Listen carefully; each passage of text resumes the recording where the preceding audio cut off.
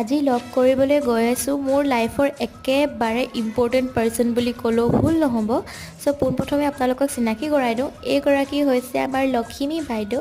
এইক মই লগ পাইছিলোঁ যেতিয়া মই কলেজত পঢ়ি আছিলোঁ। আমি শিৱসাগৰ ছোৱালী কলেজত পঢ়া, কিন্তু ডিপাৰ্টমেণ্টবিলাক বেলেগ বেলেগ আছিল বাৰু। আমাৰ ফ্ৰেণ্ডশ্বিপ বেছি ভাল হৈছিল যেতিয়া আমি ৰুমমেট হ'লোঁ বাৰু। তাৰপিছতে আমি আহিলোঁ অকণমান টাইম স্পেণ্ড কৰোঁ বুলি, আৰু দুইজনীয়ে ৰিল চিল কিবাকিবি বনালোঁ।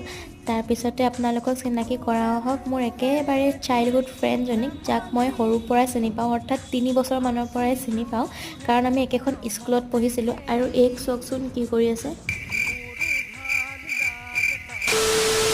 3-4 ঘণ্টা একেলগে টাইম স্পেণ্ড কৰাৰ পাছত আমাৰ বহুত ভোক লাগিলে। চ' দৌলৰ মুখত কিবা এটা খাবলৈ বুলি আমি আহিলোঁ, আৰু তাৰপিছতে ঘৰাঘৰি হ'লোঁ। 11মান বজাতে আহিছিলোঁ, কিন্তু উভতো মানে গধূলিয়ে হৈ গ'ল।